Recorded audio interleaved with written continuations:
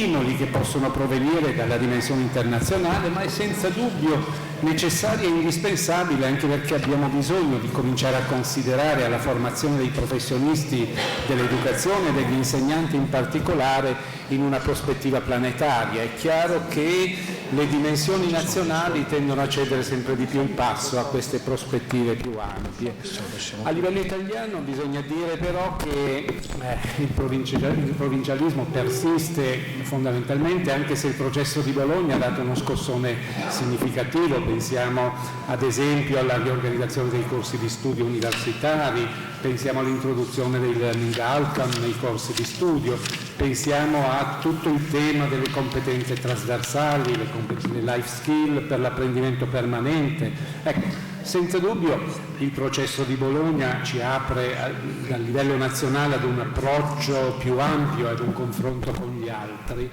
E è chiaro che questo confronto si sviluppa senza dubbio su 3 livelli, dove il livello micro può essere pensato come dimensione locale, il livello macro come dimensione comune europea, e questo livello di incontro fra, possiamo dire, paesi, culture, legate per lo più alle dimensioni nazionali. Abbiamo qui al tavolo dei colleghi francesi e un collega spagnolo, siamo in un'esperienza italiana, quindi è un incontro fra più paesi che è estremamente stimolante e utile in termini di dialettica e di prospettive di sviluppo per quanto riguarda la possibilità di ipotizzare percorsi di formazione degli insegnanti in prospettive internazionali.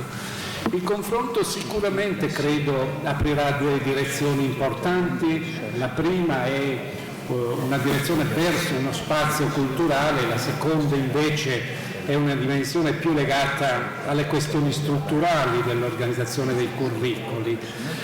In ambito culturale, senza dubbio, la formazione degli insegnanti deve fare i conti con i cambiamenti in atto nel contesto sociale e politico e deve porre particolare attenzione ad alcune domande chiavi che credo possano essere senza dubbio: quali sono i valori che vogliamo riaffermare nella formazione dei docenti, e questi, pur permanendo, hanno bisogno di adattamenti e anche di riorganizzazioni specifiche rispetto ai flussi del contesto e alle modificazioni che questo assume. E soprattutto sul piano culturale abbiamo bisogno di pensare a quale soggetto competente vogliamo costruire e privilegiare, perché questa è una tematica che effettivamente dipende dall'impostazione che vogliamo dare, se vogliamo costruirla in una prospettiva maggiormente aperta rispetto a quella specificatamente locale. E su questa linea credo che siano individuabili alcuni trend che hanno anche un significato valoriale, perché ci sono delle scelte alla base. La questione dell'interculturalità è una questione senza dubbio che pone il problema di contesti diversi, di modelli di accoglienza, di confronti al plurale. C'è senz'altro la questione della dimensione reticolare e digitale della cultura, un tema su cui non è possibile che gli insegnanti comincino ad investire, e soprattutto la formazione degli insegnanti la veda come la questione, direi, preminente su cui occorre qualificare le professionalità dei docenti. C'è un problema di personalizzazione degli apprendimenti, con le tematiche legate in modo particolare alla valorizzazione dei processi di apprendimento rispetto a quelli dell'insegnamento. Questo richiede, se vogliamo avere un riconoscimento del soggetto, che si comincia ad individuare il soggetto anche in termini effettivamente di persona e quindi nella sua specificità, ma questo va legato anche alle questioni della globalizzazione, della complessità dei sistemi di comunicazione. Credo che l'obiettivo ultimo in una dimensione internazionale sia quello di costruire un docente planetario, nel senso che sia un docente che sa intervenire in una pluralità di contesti culturali diversi, senza dubbio lontana come prospettiva, ma che va tenuta in considerazione, perché nel momento in cui si imposta un curricolo abbiamo bisogno di vedere questo curricolo verso dove lo vogliamo indirizzare, no? E io definirei questo docente senza dubbio un elaboratore, è un soggetto che costruisce la formazione, quindi c'è un atteggiamento senza dubbio creativo, ma è anche un designer senza dubbio, è un mediatore, come abbiamo visto, perché i processi sono soprattutto di ordine sociale, in particolare in questo diventa un gestore di ambienti e di processi di apprendimento per la costruzione di conoscenza, ma soprattutto per uno sviluppo personale e sociale, cioè del singolo e delle comunità, che in fondo è l'obiettivo su cui abbiamo bisogno di lavorare. Per quanto riguarda l'ambito strutturale c'è una questione che concerne il progetto formativo, il curriculum, ma credo che in modo particolare Pascal Gilbert entrerà nella logica di rapporto fra curricoli per la formazione degli insegnanti. Questo è un tema molto importante perché la professionalità docente ha una sua unicità, una sua coerenza nello sviluppo, sia pure organizzata su ordini di studio diversi, e questo va considerato anche in termini di evoluzioni. Per l'ambito culturale abbiamo bisogno di identificare un modello formativo student-centered che dal punto di vista teorico sia affermato, dal punto di vista pratico ha bisogno di sedimentare esperienze e deve essere privilegiato.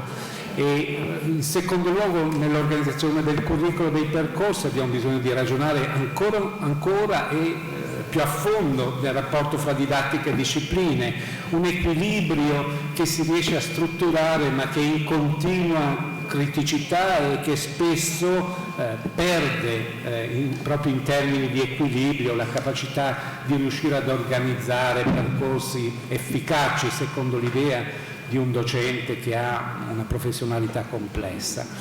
E il ruolo della scuola è un altro elemento centrale. Sappiamo che l'esperienza anglosassone su questo, per esempio, ha dei parametri molto precisi, e il ruolo della scuola nella formazione iniziale va interpretato pensando ad un protagonismo anche delle scuole che spesso non riesce ad essere adeguatamente impersonato da parte delle organizzazioni scolastiche, e credo che il rapporto nel curricolo debba tener conto di formazione iniziale e di formazione continua. Occorre pensare in termini di formazione permanente, perché questa è l'effettiva sfida che abbiamo di fronte.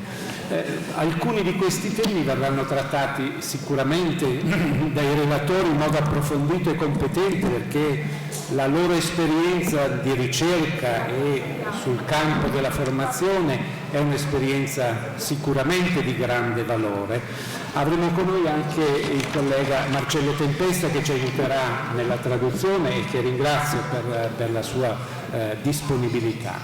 Io presento il primo relatore, che è Pascal Gilbert dell'Università di Nantes, francese appunto, ha un'esperienza professionale interessantissima che noi riconosciamo molto bene perché ha lavorato con Alté e Perrenot, quindi tutta la scuola francese, possiamo dire, in larga misura viene impersonata, ecco, per quanto riguarda la riflessione sull'azione e sul valore che questa ha rispetto alla professionalizzazione. Ha partecipato con Alté a diversi progetti importanti a livello europeo su corsi di laurea magistrali per la formazione degli insegnanti, è responsabile pedagogico, quindi agisce anche concretamente nell'organizzazione dei percorsi per la formazione universitaria degli insegnanti nell'Università di Nantes ed è membro e ricercatore accreditato presso il Centro di ricerca in educazione di Nantes. I suoi temi di ricerca sono quelli che effettivamente interessano noi in modo specifico per questa giornata, per la tematica che trattiamo, è la formazione degli insegnanti, la professionalizzazione, la sociologia dei gruppi professionali. Interessantissime sono le sue pubblicazioni che da quest'anno si aprono anche alla lingua italiana. Io ricordo solo con Perrier la socialisation professionnelle des enseignants de secondaire e con Vincent Troget Peut encore former des enseignants, una domanda estremamente interessante, se effettivamente possiamo ancora formare gli insegnanti, che sarà pubblicato anche in italiano nel 2016, uscirà adesso nelle edizioni Amicia, e quindi siamo anche molto felici di questa sua sensibilità verso il mondo italiano. Lascio a Pascal Gilbert la parola e lo ringrazio molto. Merci beaucoup.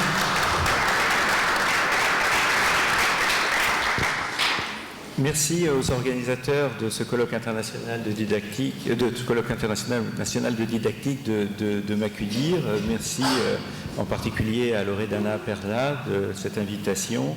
Merci donc à la CIRD aussi de m'accueillir ici dans cette très belle université de Bari. Je vais avoir un regard peut-être un petit peu critique sur la professionnalisation, critique mais une critique positive, un petit peu dans l'esprit du livre que l'on a écrit et dont vous avez parlé tout à l'heure avec Vincent Troget. Cette intervention, elle est tirée en partie d'un article à paraître au Dictionnaire de l'éducation qui sera publié en septembre 2016 et elle est tirée aussi d'un article dans une revue de la recherche en éducation consultable en ligne, un numéro de revue que j'ai coordonné avec Marguerite Alté et Philippe Bernou. Allora, io farò una traduzione sintetica, non letterale, altrimenti appesantisco. Ci sono i ringraziamenti e poi c'è l'idea che il suo intervento vuole proporre uno sguardo critico sulla professionalizzazione degli insegnanti, critico non in senso distruttivo ma costruttivo, e farà soprattutto riferimento a due testi che stanno per essere pubblicati, uno sul dizionario dell'educazione e l'altro sulla rivista di ricerca educativa, e usciranno a settembre. Alors, la professionnalisation, un petit peu comme le professeur Fethi Sati vient de le dire, doit être pensée au départ comme une volonté politique de rénovation et d'amélioration de l'enseignement et du travail de l'enseignant en réponse aux transformations des conditions d'exercice du métier d'enseignant. Donc, depuis les années à peu près 80, mais même un petit peu avant, c'est une préoccupation majeure, à la fois dans le domaine de la recherche, et les journées d'aujourd'hui en sont encore une preuve supplémentaire, et dans le domaine des politiques éducatives, que ce soit au niveau supranational, OCDE, UNESCO, Banque mondiale, Commission européenne, aussi bien que donc à celui des États. Allora, la professionalizzazione è innanzitutto una risposta positiva, una volontà politica di rinnovamento e di miglioramento dell'insegnamento in risposta alle profonde trasformazioni del mestiere dell'insegnante. A partire dagli anni '80 c'è questa maggiore preoccupazione sia nel campo della ricerca, quindi c'è una elaborazione di saperi in riferimento a questa tematica, e sia nel campo delle politiche educative e della formazione. A livello internazionale, pensiamo ai documenti dell'OCSE, a quelli dell'UNESCO, a quelli della Banca Mondiale e dell'Unione Europea, sia a livello dei singoli Stati. Alors cette volonté politique, elle s'est exprimée positivement, comme je le disais tout à l'heure, dans les années 80 par exemple en France, avec la création des IUFM, Instituts universitaires de formation des maîtres, et puis aussi parce qu'elle a permis une convergence, une homogénéité entre les politiques de formation, dans le domaine surtout de la formation initiale, en s'appuyant, et en ayant comme conséquence un certain nombre de points que je ne vais pas trop développer parce que je crois que le temps nous est extrêmement compté. Mais on peut noter donc une universitarisation de la formation avec un allongement de la formation et des savoirs de haut niveau, des savoirs universitaires, l'intégration de la recherche dans la formation, le développement de la formation en établissement, donc une formation plus contextualisée que par le passé, et il me semble que c'est une chose aussi intéressante, le renforcement des liens entre formation et établissement scolaire, entre établissement de formation et école, établissement scolaire, et enfin la mise en place de référentiels de métiers qui sont alors critiquables, mais qui apportent de mon point de vue un certain nombre de points positifs. Et puis ensuite, une volonté de valider des compétences en situation, ce qui me semble être aussi quelque chose d'important pour la professionnalisation du métier d'enseignant. Sono politiche di professionalizzazione che hanno un respiro internazionale e c'è una certa convergenza tra i vari paesi su alcune linee. Innanzitutto il vettore della universitarizzazione della formazione, poi ancora l'integrazione della ricerca scientifica, di ciò che la ricerca scientifica didattica educativa andava elaborando nei percorsi di formazione, poi una maggiore contestualizzazione della formazione negli istituti scolastici, quindi un legame tra la formazione e le scuole e l'elaborazione di tavole di competenze specifiche per l'elaborazione della professionalità degli insegnanti. Infine la validazione il problema della validazione delle competenze acquisite. In Francia in particolare in questa stagione vengono creati gli UFM, gli Instituts Universitaires de Formation des Maîtres, che sono queste strutture in cui si cerca di realizzare l'equilibrio tra universitarizzazione e professionalizzazione. Malgré donc cette volonté à la fois politique et puis la volonté aussi des chercheurs et tout le travail accompli, on peut dire que depuis 30 ans, les modèles de formation et la professionnalisation des enseignants restent en débat, comme on a pu l'écrire avec Vincent Troget dans le livre auquel vous venez de faire référence. Alors ça peut s'expliquer de nombreuses manières, c'est un peu le sujet du livre que l'on a écrit, mais on peut peut-être en retenir ici deux qui me semblent tout à fait fondamentales.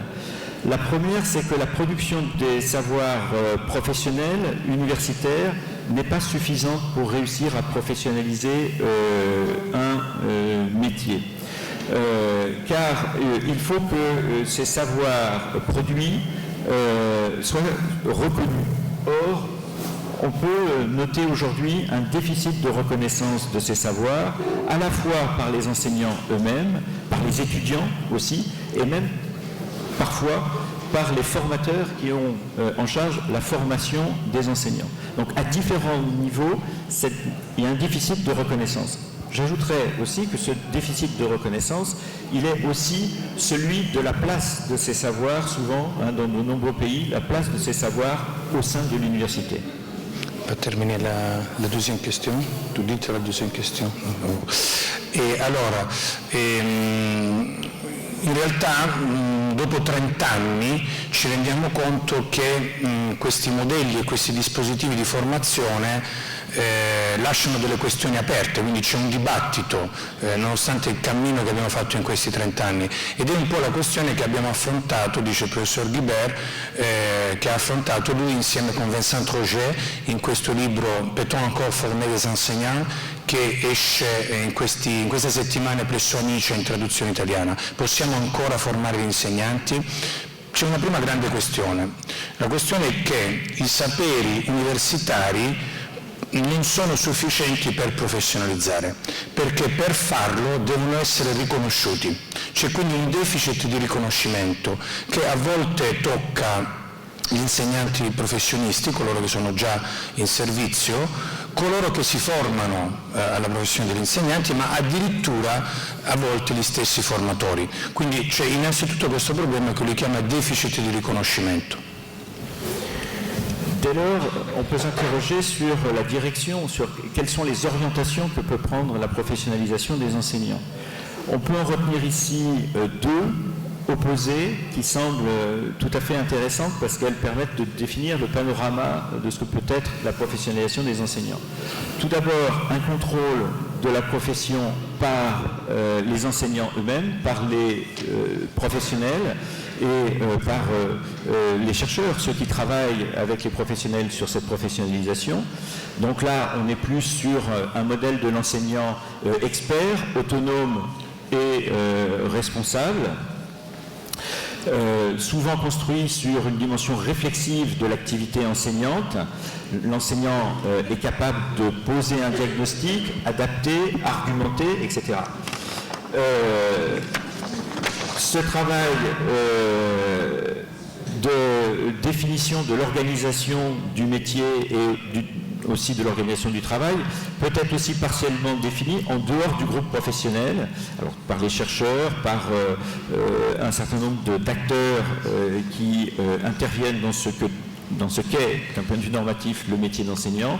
Et c'est le cas, par exemple, des référentiels qui diminuent, mais sans complètement l'annihiler, l'importance de la participation des enseignants à la définition de leur métier. Possiamo avere vari modelli, per esempio possiamo avere il modello dell'insegnante esperto, cioè di un controllo tramite la professione. La professionalità valorizza un profilo di professionista esperto, autonomo e responsabile, quindi la professionalità è fondata eminentemente sul carattere riflessivo dell'azione insegnante, un lavoro che avviene in collaborazione tra i differenti attori è indispensabile. Però la definizione di questo lavoro, cioè il referenziale di competenza, questa tavola delle competenze, può parzialmente essere prodotta al di fuori del gruppo professionale. On a à l'opposé un modèle de professionnalisation qui peut être pensé et construit par l'obligation de résultat, par ce que l'on appelle la reddition de comptes. Et là, on a un modèle qui est celui de l'enseignant efficace. Ce modèle est principalement construit à partir des tests standardisés de compétences qui vont servir d'outils de professionnalisation et qui vont inciter,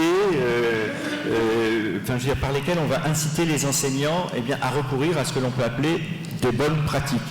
On a deux cas de figure que vous connaissez certainement, des politiques d'accountability qui sont dites douces, c'est plutôt le modèle européen continental, ou fortes, on est plutôt là du côté du modèle anglo-saxon. Dans les deux cas, là on a une professionnalité managériale, c'est-à-dire que la professionnalisation des enseignants est pilotée par les cadres intermédiaires et supérieurs de l'organisation de l'enseignement. Donc en France, ce serait principalement les chefs d'établissement et les corps d'inspection, et très peu, en définitive, par les enseignants eux-mêmes. Voilà. Poi abbiamo invece un modello che possiamo chiamare dell'insegnante efficace, più centrato sul controllo dei risultati e quindi sul tema delle buone pratiche, ma in questo caso abbiamo due versioni. Una, quella di politiche di accountability piuttosto dolci, che sono quelle di tipo continentale, e invece quelle più forti, più hard, che sono quelle di tipo anglosassone, dove la professionalizzazione è in qualche modo pilotata e controllata dai quadri intermedi, tra l'altro ciò di cui ha parlato ieri il professor Guibert nel suo intervento che ha fatto ieri pomeriggio. Quadri intermedi che nel caso della Francia sono il corpo degli ispettori, che da loro è molto più importante che in Italia, e quello dei capi di istituto. Donc, on a donc une professionnalisation des enseignants qui oscille selon les contextes et les politiques entre deux pôles. D'un côté, l'émancipation et la responsabilisation des enseignants, et de l'autre, le renforcement du contrôle social sur les personnels enseignants par des personnels non enseignants.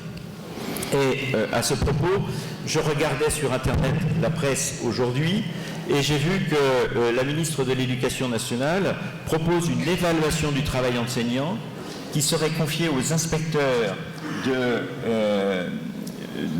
du primaire, puisque l'idée pour l'instant concerne l'évaluation des enseignants du primaire, et les critères d'évaluation des enseignants seraient ceux-ci, je lis: un enseignant ou une pratique professionnelle, donc basée sur l'efficacité, excusez-moi, donc basée sur l'efficacité, et la définition de l'efficacité, c'est un enseignant ou une pratique professionnelle sont efficaces lorsque les acquis scolaires des élèves concernés sont supérieurs à ceux d'élèves de classes comparables et que cette supériorité est imputable à l'enseignant.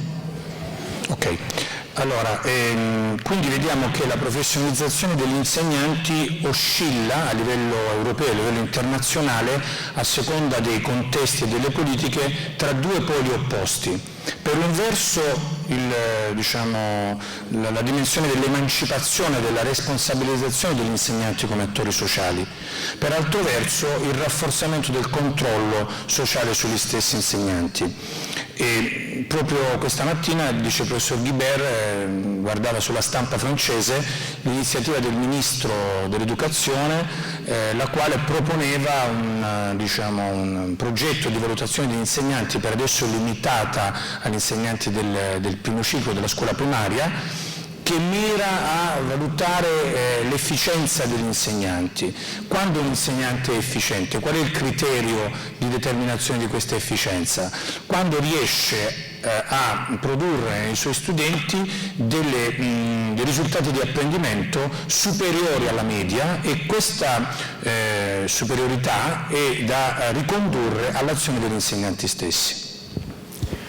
Donc on peut constater qu'aujourd'hui la professionnalisation des enseignants n'est pas totalement satisfaisante. Bien sûr, il y a des acquis, mais cette professionnalisation ne suffit pas à défendre le métier d'enseignant. Par exemple, la professionnalisation des enseignants ne s'actualise pas dans la valorisation du métier, ni en termes de statut, ni en termes de salaire. Autre élément important, c'est le tableau qui est derrière moi, qui est tiré des enquêtes européennes.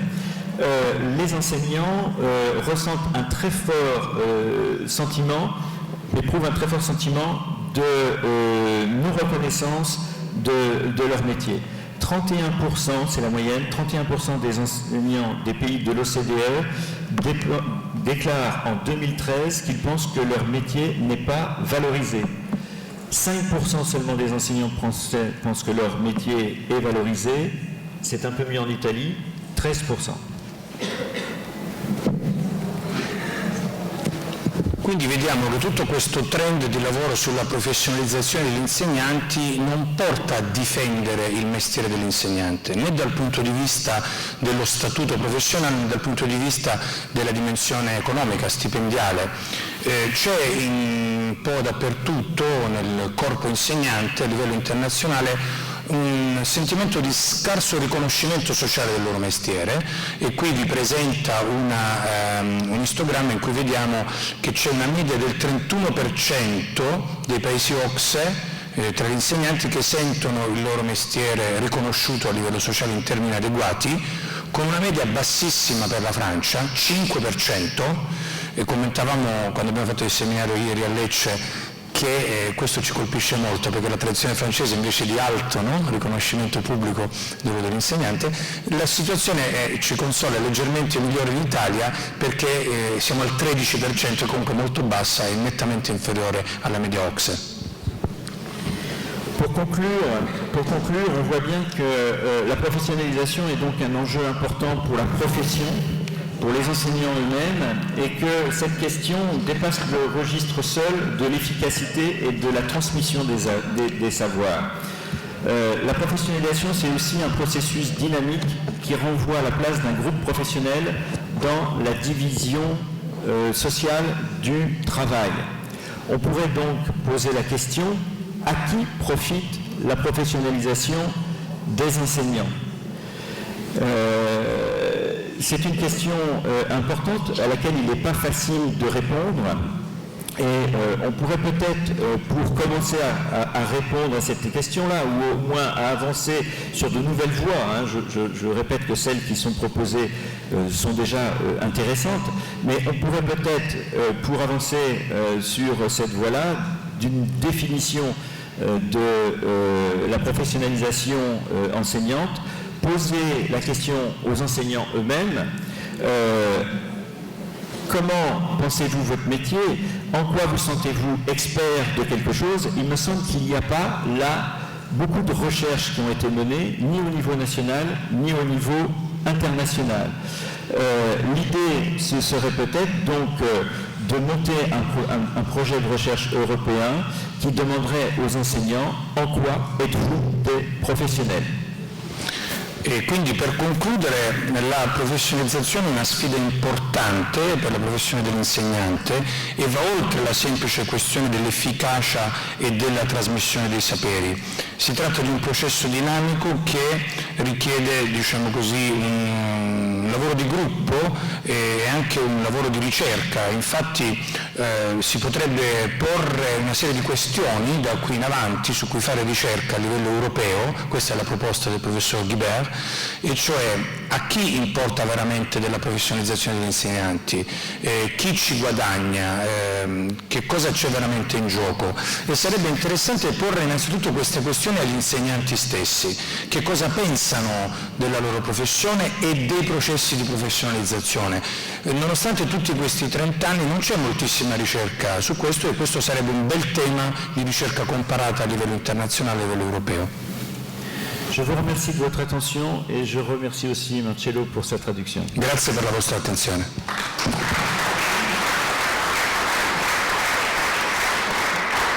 Molte grazie Pascal Guibert anche per la sollecitazione in termini di ricerca che sta offrendo in questa giornata. Sicuramente il tema ha bisogno di essere approfondito, ha bisogno di visioni e prospettive comuni che a livello europeo si possano incontrare. Credo che il contesto di ricerca possa essere effettivamente il luogo corretto su cui elaborare e comprendere le problematiche che sono state considerate dal collega. Passerei ora la parola a Muriel Frisch dell'Università di Lorraine in Francia.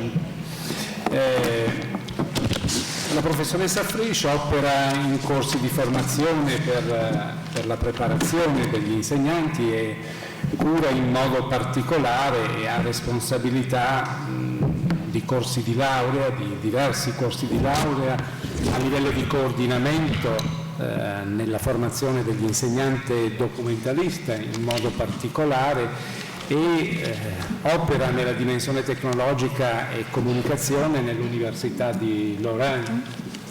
Interviene in importanti progetti europei a livello nazionale, a livello europeo e internazionale sulla tematica del docente documentalista che sappiamo in Francia ha una storia e ha una tradizione estremamente interessante. Alcune pubblicazioni, le vorrei ricordare, sono numerose e qualificate, soprattutto sull'area ovviamente di suo interesse. Ricordo Didactique de l'information documentation, Epistémologie plurielle e Statut des savoirs en question, un contributo in volume, e la cura soprattutto del volume Le réseau IDECI, Objet de recherche, d'éducation et de formation émergente, problématisé, mise in tension, réélaboré, pubblicato da Larman, che è un lavoro molto interessante. Lascio la parola alla collega per poter affrontare il tema oggetto del seminario. Si riferisce a questo. Merci. Vicino. Bonjour messieurs, dames. Je remercie à mon tour les organisateurs de cette grande manifestation et comme je le disais hier, je remercie particulièrement Loredana Perla avec qui effectivement nous avons commencé à développer les liens et un travail de fond par rapport notamment effectivement à la question de la didactique de l'information-documentation. Alors voilà, je voulais quand même recontextualiser un petit peu, et mon collègue précédent a commencé à le faire, mais je ne l'ai pas fait exactement de la même manière, les choses avant de parler particulièrement de la didactique de l'information-documentation. Je ne sais pas si tout le monde connaît la formation professionnelle, l'histoire de la formation professionnelle en France, donc je voulais juste redonner quelques dates peut-être importantes et voir un petit peu comment ça se joue chez nous en France. Donc pour moi... Allora, ringraziamenti a Loredana Perla e alla SIRD, e il suo campo di studi specifico, come si è detto, è la didattica dell'informazione e della documentazione, e partirà ricollegandosi a quanto detto da Pascal Guibert attraverso una ricontestualizzazione soprattutto nel contesto francese della questione della professionalizzazione degli insegnanti. Donc juste pour mémoire, jusque dans les années 90, c'était les écoles normales qui formaient les instituteurs de l'école élémentaire et ce que l'on appelait les PEGC, les professeurs d'enseignement général des collèges. C'est un corps qui est aujourd'hui en voie d'extinction. Puis effectivement, ce sont les IUFM, les instituts universitaires de formation des maîtres dans les années 90 qui vont prendre le relais avec une première loi d'orientation très importante en 1989 sous le gouvernement Jospin. Dans la continuité du rapport Talon, et effectivement nous allons donc assister à la création des IUFM. Puisqu'il est aussi question de la documentation dans mon exposé, j'en profite pour dire que la documentation en France est aussi institutionnalisée avec un CAPES de documentation dans les mêmes années. Donc elle émerge aussi dans ces années et dans le contexte de la formation professionnelle et des instituts universitaires de formation des maîtres.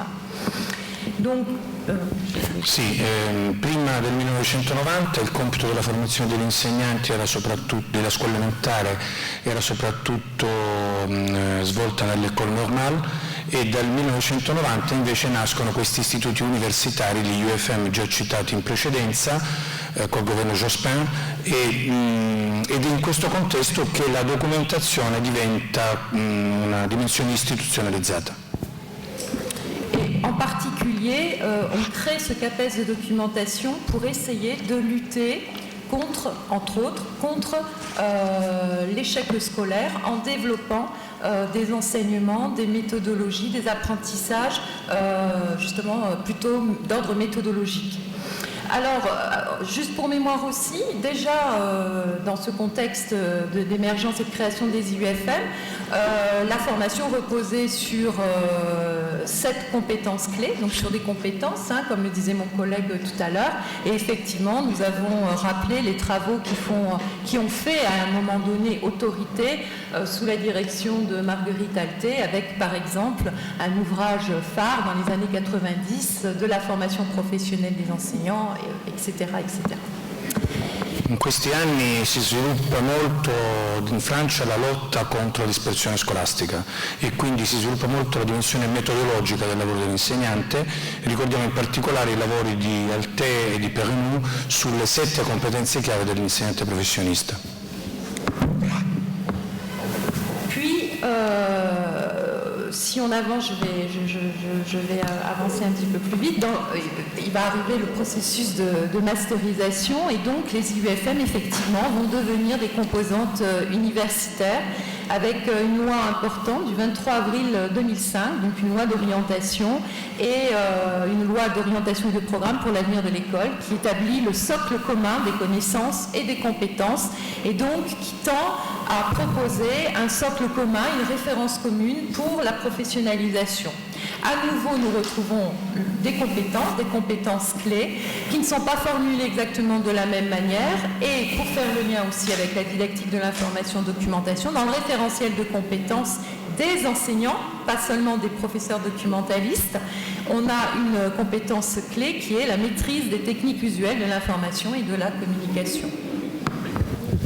Dopo, a partire dal processo di Bologna, anche in Francia c'è il processo di masterizzazione che qui forse andrebbe un po' chiarito, cioè viene integrato pienamente all'interno del percorso universitario del 3+2.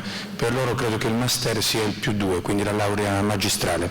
Le premier degré è la triennale, il master è quello che loro chiamano la nostra laurea magistrale. E nuovamente nella legge del 2005 abbiamo il discorso dei referenziali di competenze, dei quadri di competenze e della maîtrise, del possesso delle tecniche di informazione e di comunicazione particolarmente sottolineato. Puis arrivent en France les ESPE, c'est-à-dire École supérieure du professorat de l'éducation, qui ont été opérationnelles à partir de la dernière loi d'orientation en 2013 sous le gouvernement, sous le ministre Vincent Peillon. Dans chaque académie, il doit y avoir une USPE. L'ESPE est une composante universitaire.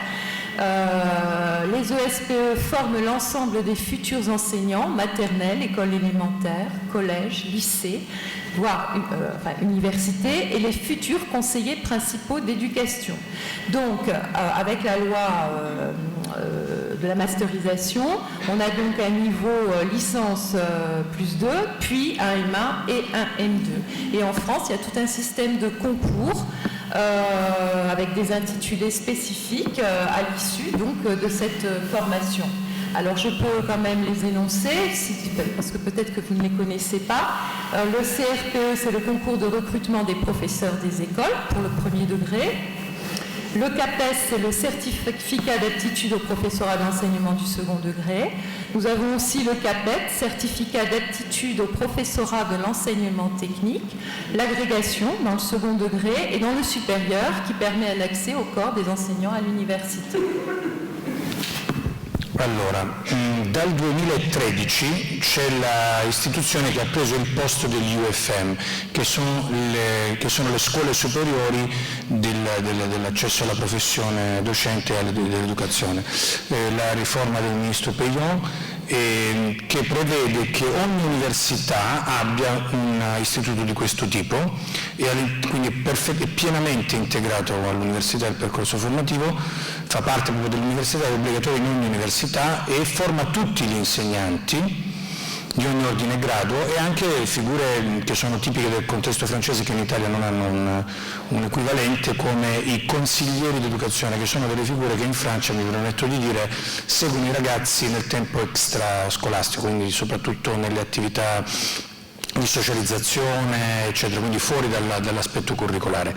E poi c'è una complessa serie di concorsi che qui vi ha presentato, con questi acronimi, che abilitano alla formazione di insegnanti di primo grado, di secondo grado, degli istituti tecnici e poi l'aggregation, che è un po' l'elite diciamo, degli insegnanti francesi perché dà accesso a certi licei e addirittura alla carriera universitaria. Ci diceva ieri il professor Guibert, insegnano meno ore degli altri e prendono di più degli altri insegnanti. Quindi c'è una differenziazione anche di carriera in Francia, il y a une différenciation avec l'agrégation entre les carrières, les salaires, etc. Alors, la formation professionnelle en France aujourd'hui, avec la création de ces ESPE, on est... Comment dire, on doit faire articuler un ensemble d'institutions, c'est-à-dire qu'il y a à la fois les universités, les départements, les UFR qui sont impliqués dans la formation, les ESPE et puis l'employeur. Donc on évoquait les cadres de la fonction publique tout à l'heure. Donc l'éducation nationale, c'est-à-dire les terrains, les écoles, chapeautées par le recteur. Donc on a là quand même trois entrées qui doivent coopérer, qui doivent articuler un ensemble de choses pour qu'il y ait de la formation, de la professionnalisation, ce qui est complexe. Donc l'ESPE, elle a quand même une mission, peut-être encore davantage qu'avec les IUFM, on pourra peut-être en discuter, d'articulation entre les disciplines d'enseignement, les pratiques de l'enseignement et la recherche, pas seulement les sciences de l'éducation, mais dont les sciences de l'éducation. Et c'est aussi ce qui est difficile aujourd'hui, quand on parle de professionnalisation, c'est qu'il y a tout un ensemble d'acteurs avec des intérêts divers et variés, de contextes, d'institutions qui rentrent en ligne de compte. Et voilà, c'est aussi une des difficultés et des contraintes pour faire évoluer la formation professionnelle. Quindi il quadro della formazione professionale in Francia è, come vedete, è complesso perché si tratta di fare un complesso lavoro interistituzionale, articolando il polo universitario e delle discipline di tipo universitario, questo luogo di mediazione che sono gli ESPE e il terreno dell'educazione, quindi l'educazione nazionale, le scuole, eccetera. Quindi ancor più che negli UFM degli anni 90 si tratta di far interfacciare, di far interagire le discipline, le pratiche e la ricerca nel campo delle scienze dell'educazione. Alors, les principes un petit peu génériques, pour certains d'entre eux, ils sont similaires à ceux que l'on connaissait déjà dans les instituts, les IUFM, c'est-à-dire qu'on est toujours en quête d'une recherche, d'une articulation entre la théorie et la pratique. On conserve le principe de stage d'observation et de pratique accompagnée. On essaie de travailler sur des périodes d'alternance entre les écoles et l'université et de développer le lien entre la recherche et l'ouverture à l'international. Donc avec les ESPE, ces entrées, ces principes sont renforcés. Dans les textes, on nous dit que les ESPE seront animés à la fois par des professionnels spécialisés dans la formation, des universitaires et des personnels de l'éducation nationale. Leurs équipes pédagogiques accueilleront un grand nombre de professionnels de terrain, enseignants, inspections, premier et second degré, intervenants issus de l'éducation populaire, parce qu'il y a des associations aussi très reconnues qui jouent un rôle aussi important, avec lesquelles il faut faire. Quindi qual è il quadro della formazione professionale degli insegnanti in Francia oggi? Ci sono dei trend che continuano, dei principi che vengono perpetuati, che sono quello dell'articolazione teoria-pratica, quello di stage di osservazione di pratica accompagnata, di periodi di alternanza scuola-università e una forte apertura alla ricerca e anche alla internazionalizzazione.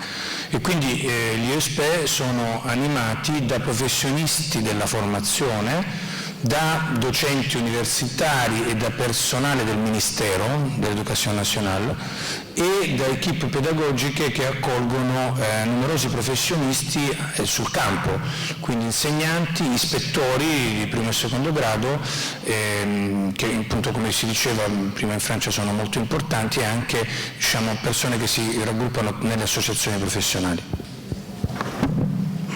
Alors, je vais passer parce que je ne veux pas... Alors, on nous dit aussi, dans les ESPE, il y a un article de la loi qui, je lis, elle prépare les futurs enseignants et les personnels d'éducation aux enjeux du socle commun de connaissances, de compétences, de culture et à ceux de la formation tout au long de la vie.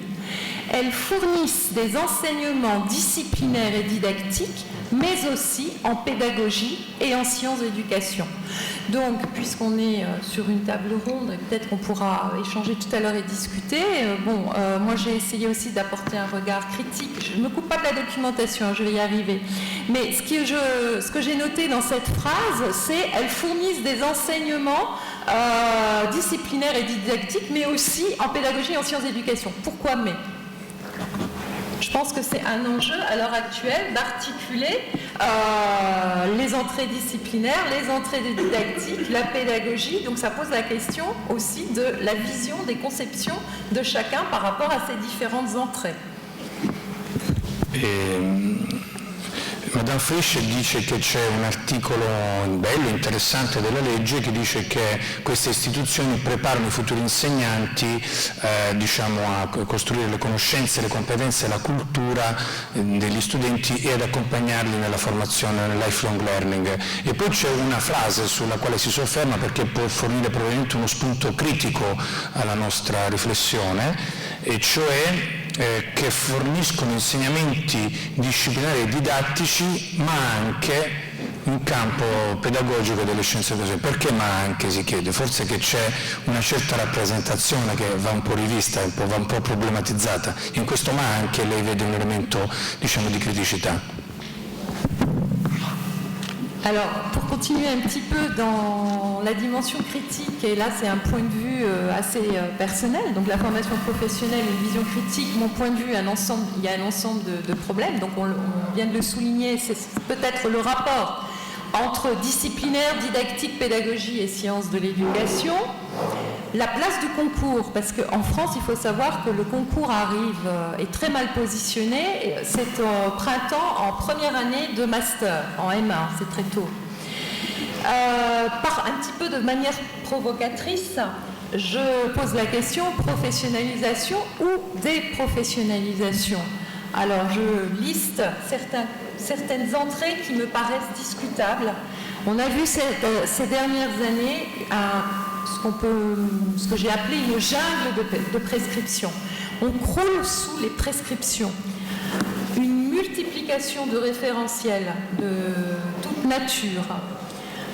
Il me semble aussi qu'il y a eu des velléités dans les différents documents que l'on peut consulter à se focaliser sur une entrée par compétence, presque exclusive par compétence, mais entendue au sens de pédagogie par objectif, c'est-à-dire ce qu'on a connu nous en France dans les années 80, la PPO, et peut-être pas dans le sens de compétences complexes ou des compétences qui seraient plus ouvertes et moins basées sur un modèle de pédagogie par objectif.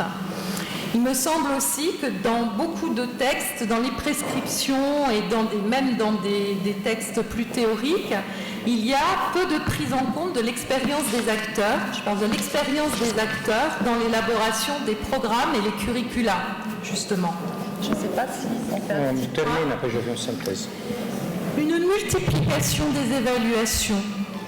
Quand on prend la formation à l'heure actuelle et qu'on regarde dans les dispositifs de formation, on voit que les étudiants en France ont énormément d'évaluations à passer. Toutes sortes, on va parler de documentation, toutes sortes de productions à réaliser, plus ou moins longues, énormément de dossiers, mémoires, écrits, etc. Donc je pense qu'il y a une question à se poser, c'est comment on fait aussi, qui rejoint la question de l'évaluation, comment on fait pour que peut-être on allège un petit peu la charge, parce que je crois que la charge est en train de devenir très lourde à l'heure actuelle. Souvent, dans la formation, il y a un manque de lien entre les UE. On propose tout un ensemble d'UE sans forcément créer les liens. On peut alors se demander si ça reste de la formation. Former, c'est aussi créer des liens. Sur la question du mémoire, il y a beaucoup de discussions et des velléités à faire en sorte que, par contre, le mémoire s'allège, que ça redevienne plus un mémoire professionnel. Oui, mais qu'est-ce qu'on met derrière professionnel ? Ça, c'est une question importante aussi. Je remarque aussi une standardisation des pratiques, des outils. On évoquait tout à l'heure les bonnes pratiques. On va beaucoup vers ces modèles de bonnes pratiques. Y a-t-il des bonnes pratiques en formation professionnelle ? Peut-on prescrire des bonnes pratiques ? Faut-il avoir un catalogue de bonnes pratiques ? Peu de travail collectif et co-constructif. Je pense, c'est un petit peu aussi provocateur, que parfois on pourrait se demander si en France nous avons fait notre révolution constructiviste. Pour reprendre une expression chère à Jean-Pierre Astolfi, didacticien des sciences, qui dans un entretien qu'il accordait à Bernadette Fleury, posait cette question et affirmait qu'il y avait encore beaucoup de travail pour être sur des modèles de construction, de co-construction en France e dans la formation professionnelle. Dunque in questa slide Madame Frisch accentua ancora il suo contributo alla riflessione critica e pone quindi delle questioni. Il rapporto tra discipline, didattica, pedagogia e scienze dell'educazione. Poi un problema molto specifico che è il posizionamento del concorso, perché ci spiegava già ieri il professor Guibert, in Francia il concorso arriva molto presto, perché loro fanno laurea triennale, loro entrano già un anno più giovani, poi fanno laurea a scuola, all'università, fanno laurea triennale, poi in questo master, che sarebbe una laurea specialistica, una laurea magistrale, dopo un anno fanno il concorso. Quindi dopo un anno loro sono insegnanti, il secondo anno praticamente fanno l'apprendistato pagato, come il progetto della buona scuola. E quindi, più o meno, no, poi casomai ne parlo. E quindi si pone una questione: professionalizzazione o deprofessionalizzazione? E alcuni elementi critici riguardano la giungla delle prescrizioni, come l'ha chiamata lei, la moltiplicazione degli impegni, una valorizzazione esclusiva dell'approccio per competenze, a danno dei saperi e della complessità, una sorta di ritorno alla pedagogia per obiettivi, tra l'altro competenze di tipo molto rigido, esecutivo, funzionalistico, non competenze complesse, non competenze ermeneutiche, una poca considerazione dell'esperienza degli attori nell'elaborazione dei programmi, degli attori sociali nell'elaborazione dei programmi dei curricoli, una moltiplicazione delle valutazioni e una tesi, un memoir che viene chiamato professionale. Ma che cosa vuol dire fare una tesi di tipo professionale? Non c'è una questione su questo. E una mancanza di lavoro collettivo e co-costruttivo, tanto da far chiedere se in Francia è avvenuta la rivoluzione costruttivista. Pour 3 minutes, donc je vais passer et puisque bon, je vais comment dire, et peut-être que Loredana Perla disait ce matin que la documentation c'est la professionnalisation. Donc peut-être que justement l'information documentation, le rapport à l'information, la documentation qui est une construction de savoir et de connaissances peut permettre aussi d'envisager un nouveau rapport au savoir et peut permettre de faire évoluer des questions de professionnalisation. Donc c'est pour ça que il y a le volet, dans mes travaux, il y a le volet didactique de l'information documentation concernant les professeurs documentalistes, mais aussi la dimension d'intégration de compétences et d'un savoir de l'information documentation, et que peut-être que ça peut aider aussi à développer un rapport différent au savoir et à la construction de la professionnalisation. Je ne sais pas si c'est clair. Per Madame Frisch la documentazione è una costruzione di sapere e di conoscenza e quindi può essere un fattore di evoluzione della professionalizzazione degli insegnanti, sia sviluppando la figura dell'insegnante documentarista, che anche qui è una specificità loro, e sia facendo evolvere la competenza documentale di tutti gli insegnanti.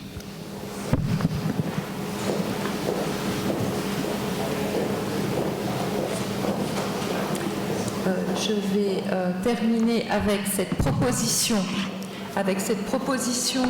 de caractérisation et de définition de ce que l'on peut mettre derrière didactique de l'information documentation, en tout cas dans mes travaux.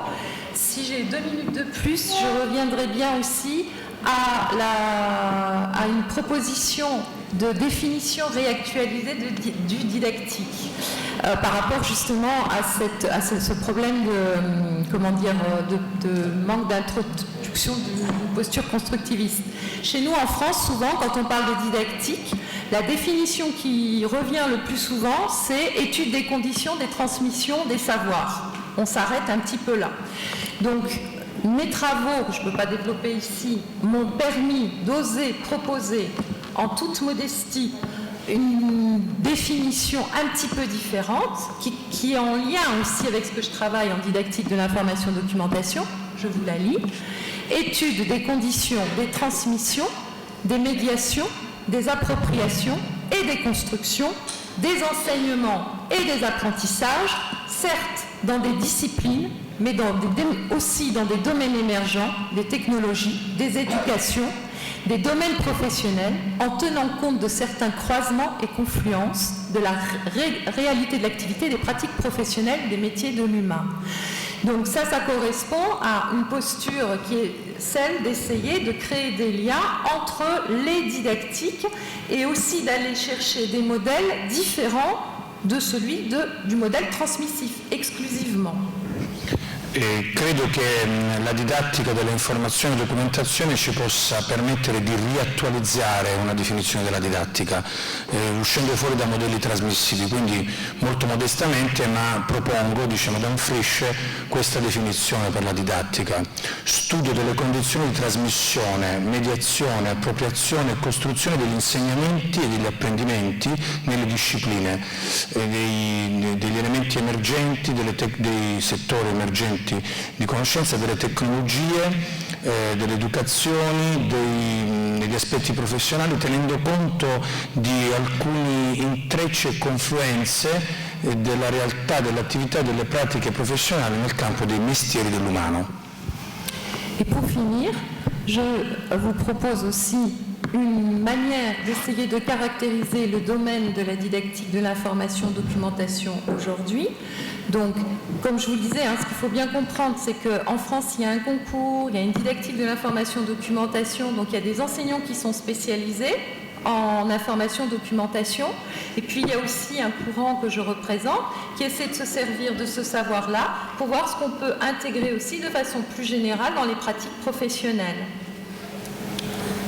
Sì, e qual è allora il campo precisamente della didattica dell'informazione e documentazione? Dicevamo prima, sia creare delle figure di specialisti, sia integrare l'azione didattica da parte di tutti gli insegnanti. Donc, je termine. On peut dire qu'aujourd'hui, la didactique de l'information-documentation est un domaine de recherche, puisqu'il y a beaucoup de travaux qui sont développés dans ce domaine, une activité professionnelle, une discipline vivante et aussi une éducation documentaire et informationnelle. Il y a un débat souvent aussi en France entre éducation et discipline, comme si on devait opposer éducation et discipline. Pourquoi on ne peut pas à la fois avoir une discipline vivante et proposer une éducation? En quoi? C'est des questions qu'on peut réfléchir, mais pourquoi faut-il être dans une forme d'opposition? Elle développe une formation technique usuelle et aux méthodes intellectuelles de l'information et de la documentation, à la construction d'un savoir de l'information, de compétences, de connaissances infodocumentaires, mais pas seulement. Elle consiste à mettre en place avec l'apprenant une conscience critique de l'information pour l'accompagner dans la compréhension du monde qui l'entoure, dans un contexte d'infodiversité. Elle contribue également à la formation, à la communication numérique, à la formation critique aux médias, dont les documents, et aux technologies. E je m'arrêterai là en vous remerciant. Sì, allora che cos'è dunque la didattica dell'infodocumentazione? Un campo di ricerca, un'attività professionale, una disciplina vivente, un'educazione infodocumentale. Perché dobbiamo opporre educazione e discipline? Possiamo avere delle discipline vive e possiamo cercare di proporre un'educazione. Sviluppa una formazione alle tecniche e ai metodi intellettuali dell'infodocumentazione, alla costruzione di un sapere dell'informazione, a competenze e conoscenze infodocumentali, ma non solamente.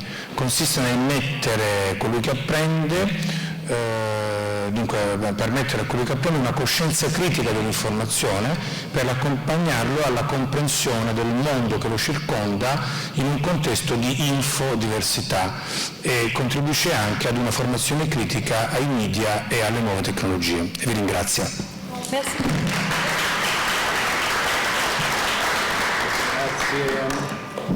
Vediamo se funziona. Grazie a Madame Frisch, interessantissima la prospettiva da cui ha lavorato e che ci ha presentato, considerando così il ruolo della struttura universitaria, estremamente interessante per quanto concerne la professionalizzazione degli insegnanti, con ruoli importanti di rapporto fra teoria e pratica, di ricerca, di stage, di alternanza scuola e lavoro, che sono estremamente utili per la costruzione di competenze. Certo, il problema del rapporto fra discipline e pedagogia e didattica è un problema che in Francia permane, ma su cui anche in Italia abbiamo alcune considerazioni molto importanti da poter sviluppare. Do la parola adesso a Joan María Serén Sánchez dell'Università di Valencia, Spagna. È uno studioso che ha come ambito di ricerca l'educazione comparata, l'educazione internazionale, l'educazione allo sviluppo. Opera soprattutto nell'ambito di studi comparati sull'evoluzione della costruzione dello spazio comune europeo per l'educazione superiore. È senza dubbio un attento conoscitore dell'esperienza formativa spagnola, ma allarga queste sue esperienze e conoscenze alla realtà mediterranea, all'area latina, all'Amazzonia, quindi espande notevolmente in termini spaziali quella che è la sua prospettiva di ricerca. Ha pubblicato numerosi articoli su riviste prestigiose, io ricordo quella del 2011, la Formazione la formación inicial de profesorado, mi scuso per lo spagnolo che non conosco, dell'educazione secondaria mirata comparativa nella Unione Europea del 2011. Prego, professor Sanchez, a lei la parola. Grazie. Io vorrei ringraziare l'invito e senza dubbio l'accoglienza dell'organizzazione. Vorrei anche chiedere scusa per i miei errori parlando italiano, ma sapete che chi non fa errori non impara a parlare, è l'unica forma che conosco. Io vorrei presentarvi un po' le grandi linee della formazione degli insegnanti in Europa, per scendere dopo sulla Spagna e parlare della professionalizzazione degli insegnanti spagnoli. In Europa oggi la gran maggioranza dei futuri insegnanti, chiunque sia il livello, sia a livello della scuola dell'infanzia, la scuola elementare o la scuola media o superiore, si formano all'università. Questo non era una realtà 10-15 anni fa, ancora c'erano molti paesi dove la formazione degli insegnanti si faceva in altre istruzioni sull'insegnamento secondario. Ma adesso veramente praticamente tutti i paesi, restano 2 o 3 eccezioni, fanno la formazione all'università e questa formazione comprende sempre, diciamo, una parte generale e una parte disciplinare. Una parte dove il docente deve imparare le discipline che dopo va a insegnare e una parte dove il futuro docente deve anche imparare a essere un insegnante, deve imparare, diciamo, il mestiere di essere un professore. La formazione che, diciamo, generale è dedicata alla cultura generale e anche allo studio delle discipline. La formazione professionale è dedicata a tutte quelle scienze che aiutano al docente a gestire uno spazio che è una classe: sociologia, pedagogia, psicologia, didattica, anche l'organizzazione della scuola, i tirocini, 2 parti. E questa formazione professionale può svilupparsi simultaneamente alla formazione professionale o posteriormente alla formazione professionale. E come qua noi abbiamo i 2 modelli che troviamo in Europa per la formazione degli insegnanti.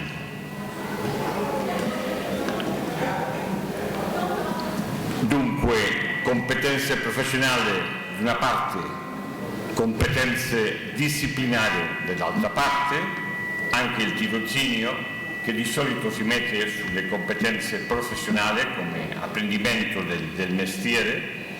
Come dico, la forma di combinare queste 2 parti vi danno 2 modelli diversi.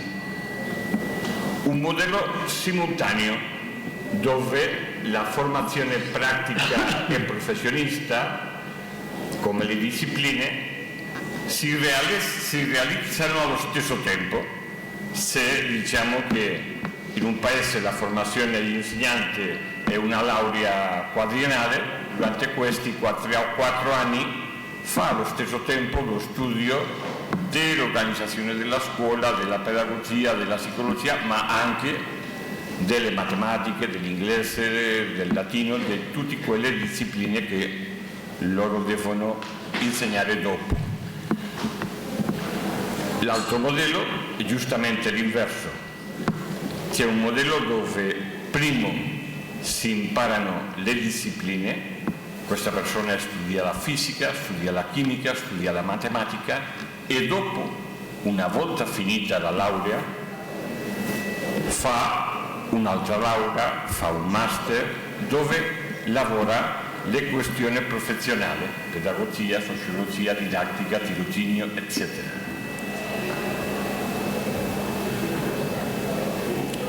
In quasi tutti i paesi europei i professori docenti dei livelli primario della scuola dell'infanzia e della scuola elementare sono formati secondo il modello simultaneo, fanno le due parti allo stesso tempo. Per contro, gli insegnanti della scuola media diciamo che troviamo i due modelli. In maggioranza troviamo il modello simultaneo, più paesi che fanno allo stesso tempo le due cose, ma non c'è una maggioranza molto grande, diciamo 60-40%.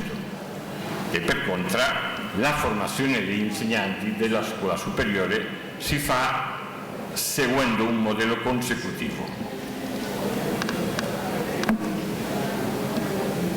Tutti i paesi per la scuola dell'infanzia e la scuola elementare hanno adottato questo modello simultaneo con l'eccezione della Francia. Francia, veniamo di sentirlo, fa primo il licence, una laurea, e dopo entrano all'ESPE per avere questa formazione pedagogica. E diciamo l'unica eccezione europea, tutti gli altri paesi non lo fanno così, per gli insegnanti di primaria e gli insegnanti della scuola dell'infanzia. Vedete un po' la carta. Sulla carta troverete che in Gran Bretagna troviamo i due modelli.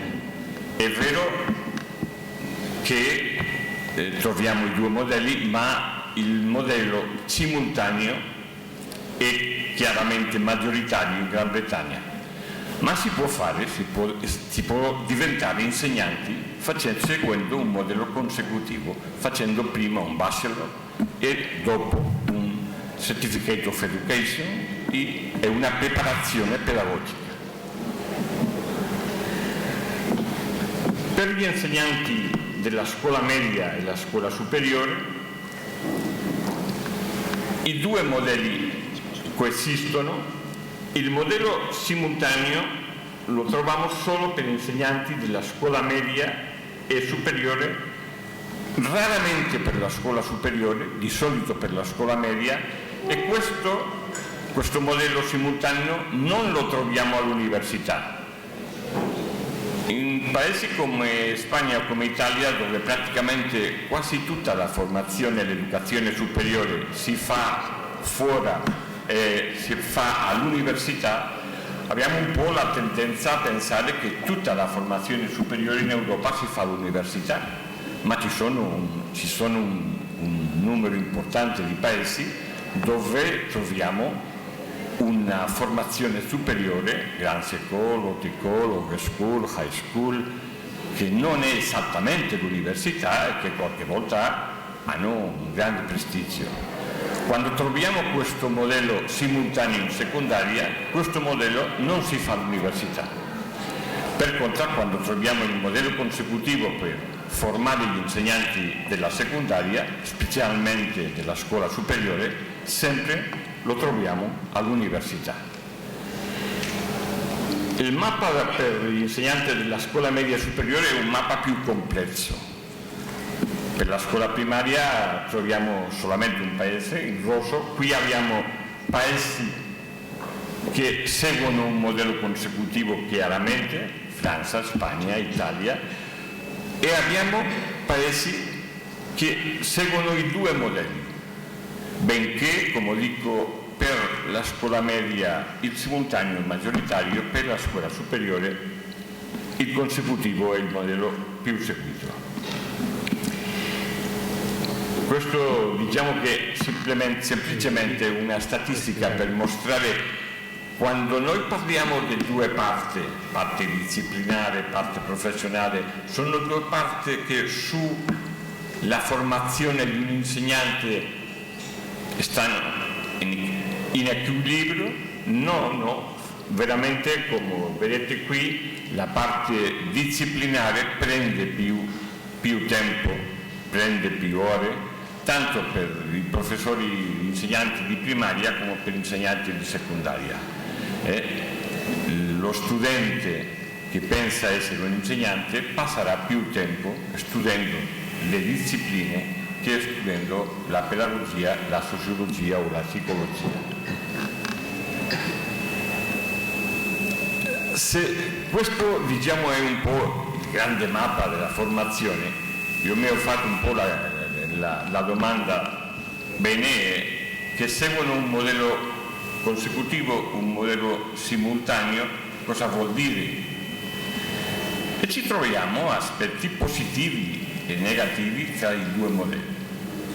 Per il modello simultaneo è chiaro che permette un approfondimento più largo nel sapere professionale. Questa persona che durante 4-5 anni studia allo stesso tempo le discipline e la psicologia, la pedagogia, la didattica, l'organizzazione scolastica, eccetera, ha più tempo per avere una conoscenza della scuola. Di solito il modello simultaneo permette di avere anche più tirocini, 2, 3, 4 durante gli studi, e anche questo tempo di tirocini permette allo studente di confermare o non confermare che veramente lui vuole diventare un docente. Io sempre dico ai miei studenti che quando hanno fatto il tirocinio si rendono conto che veramente passare tutta una giornata dopo l'altra nella classe per lui è impossibile, adesso gli dico: va, fate un'altra cosa, passare tutta la vita così, ogni giorno pensando che arrivano le 4:30, le 5 per uscire dalla scuola, non è una situazione adeguata, no? Il modello consecutivo ha anche qualche vantaggio. È chiaro che è un modello dove sulle discipline abbiamo un approfondimento più largo, si studia più la storia, la matematica, il latino, e questo modello di solito permette una certa iniziazione alla ricerca che non è facile trovarla sul modello simultaneo. E anche come in questo modello il momento dove lo studente decide di essere un insegnante e dopo aver finito una laurea, diciamo che è una decisione presa più in maturità. Lo studente ha 4-5 anni di più che quando ha cominciato all'università e poi sapere meglio cosa vuole fare. Anche troviamo aspetti negativi per il modello simultaneo. Di solito troviamo un certo desiderio di specializzarsi anche per i docenti della scuola elementare, quando veramente non c'è tempo durante questo 3-4 anni per avere una certa specializzazione se dove studiare alcune discipline o tutte le discipline della scuola primaria. E anche qualche volta, specialmente quando questo modello simultaneo si passa fuori dall'università, troviamo un po' il rischio di avere una formazione poco universitaria, dove alcune delle linee, specialmente dell'interesse generale della ricerca che dobbiamo trovare all'università, non si trovano. Per il modello consecutivo è chiaro che il primo svantaggio è che le conoscenze professionali non sono molto sviluppate, è un modello dove veramente il tempo per studiare didattica, pedagogia, psicologia, conoscere la scuola, eccetera, è un tempo molto ridotto. Anche per conoscere la realtà della scuola in questo paese. E allo stesso tempo la didattica di ogni disciplina prende molto poco tempo per quanto riguarda la disciplina, e pertanto uno studente che ha passato molto più tempo studiando matematica che studiando didattica della matematica. E che cosa si discute adesso in Europa sulla formazione degli insegnanti? La formazione degli insegnanti è, diciamo, una questione dove io credo che nessun paese ha trovato la formula magica, e perciò che continuamente troviamo reforme tra reforme, e se troviamo queste reforme è perché non siamo contenti di quello che abbiamo. Una delle linee di discussione in questo momento è la selezione degli studenti all'entrata della formazione. Abbiamo visto come la Finlandia, che ha una buona posizione sulle ranking internazionali, fa una selezione importante. È un po' un'eccezione perché la maggioranza dei paesi europei non fanno una forte selezione. Questo si discute, come farla. Bisognava farla. Una seconda linea di discussione è la partecipazione degli insegnanti della scuola elementare, media e superiore come formatori nei corsi universitari. Un momento fa Madame Frisch contava l'esperienza dell'ESPE, un'esperienza dove qualche volta insegnanti della scuola superiore e della scuola media vanno all'ESPE. Qualche paese ha cominciato a stabilire formule di collaborazione tra l'università e la scuola. Sembra necessario che se abbiamo buoni insegnanti alla scuola, perché questi insegnanti non possono andare in università e intervenire anche sulle lauree di formazione dei docenti. Ma è certo che in questo momento ci sono pochi paesi che hanno cominciato a pensare a questa collaborazione. Sono un po' come due mondi diversi e che hanno stato abbastanza separati.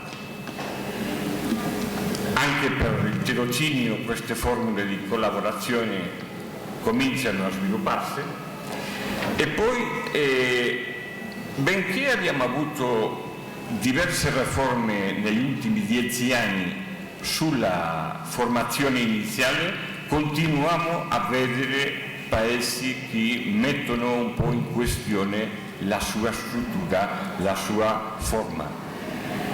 Queste 4 linee di discussione, ci sono altre, ma potrebbe essere che queste 4 sono le più importanti. Quando parliamo della selezione per entrare in formazione, ci vediamo adesso che qualche paese ha utilizzato metodi quantitativi, esame di selezione, media delle note della scuola superiore, esame del liceo, un esame all'entrata dell'università, ma altri paesi preferiscono metodi più qualitativi. Ponderazione dell'esperienze, interviste, valutazione del curriculum personale, dell'esperienza previa, e ci sono ancora altri paesi che hanno scelto una parte. Come dico, io credo che non abbiamo ancora trovato qual è la formula magica per fare questa selezione. E poi velocemente parlo un po' dell'Espagna. Come si fa la professionalizzazione? Noi abbiamo in questo momento diverse vie d'accesso alla formazione iniziale dei docenti. Si fa all'università, di solito alla facoltà di educazione, c'è una laurea quadriennale e a questa laurea si può accedere gli studenti che hanno finito la scuola superiore, ma anche gli studenti che vengono dalla formazione professionale superiore, e anche ci sono vie specifiche per le persone che hanno più di 25, di 45, o anche ci sono una via per valutare l'esperienza professionale, l'esperienza di lavoro, e che questa esperienza permetta di entrare alla formazione. Abbiamo per la formazione dei docenti della scuola elementare 2 lauree, una specifica per formare i docenti della scuola dell'infanzia e un'altra per formare i docenti della scuola primaria. Poi per contro gli studenti della scuola media superiore seguono un modello consecutivo, fanno primo una laurea, diciamo in matematica, e dopo devono fare un master di 1 anno. In questo master è quando loro studiano tutta la questione professionale. L'accesso al lavoro è una questione complicata da noi. Abbiamo passato 4-5 anni di crisi dove praticamente non abbiamo avuto posti per i docenti. Adesso in questo momento abbiamo una grande quantità di giovani che desiderano essere docenti ma che non trovano un posto. Abbiamo una rete privata 5%, una rete sovvenzionata con fondi pubblici 32-33% e una rete pubblica. La rete privata implica un contratto, la rete sovvenzionata implica anche un contratto ma che deve essere approvato dal Consiglio della scuola, e la rete pubblica implica un concorso. Per poter entrare devono aver fatto la laurea alla scuola elementare e da noi non dimentichiamo che abbiamo 7-8 comunità bilingue che hanno un'altra lingua ufficiale e per essere docente bisogna che questa persona deve conoscere le 2 lingue, lo spagnolo e la lingua della comunità, se c'è una lingua ufficiale e vuole venire docente là. E per finire, della formazione in servizio abbiamo parlato ieri, ma ci troviamo anche 3 vie diverse di accesso a questa formazione in servizio. La scuola privata, la formazione in servizio dipende dalla direzione della scuola, la sovvenzionata dipende dall'amministrazione pubblica, centri di professori, ma anche di altre fondazioni private, e alla fine la scuola pubblica dipende dai centri di professori, che è un'istituzione dell'amministrazione. Concludo dicendo che da noi possibilmente noi abbiamo 2 problemi importanti con i docenti. Il primo problema è che ci sono molti giovani a cercare un posto di lavoro e ci sono molto pochi posti, almeno fino adesso, e che diciamo che, si prendo l'esempio della comunità valenziana, noi formiamo 10 volte più docenti delle necessità che ha la scuola, e questo è un grande problema. E un secondo problema è, diciamo, siamo un po' conscienti che il livello dei docenti che escono dall'università potrebbe essere un po' più basso che 10 anni fa. Dobbiamo pensare se il nuovo profilo di studenti, ma anche i nuovi professori dell'università hanno qualcosa a vedere, e questo, diciamo, è una discussione che noi l'abbiamo di maniera importante. Okay. Grazie a voi. Ringraziamo molto il collega Semir Sanchez per il contributo interessantissimo che ci ha dato per un quadro di comprensione europea della realtà. Il seminario ha posto sicuramente dei problemi per quanto riguarda la formazione e la professionalizzazione in campo francese e spagnolo, ma abbiamo collocato all'interno del quadro europeo la tematica. Credo che la realtà italiana possa avere a questo riguardo momenti di riflessione e di spunto da quello che è stato detto in questo seminario, che possono essere utili per vedere come proiettare in modo costruttivo quella che è la realtà della professionalizzazione e formazione iniziale degli insegnanti. Grazie a tutti voi, l'orario è buono, buona cena, ok, e a domani.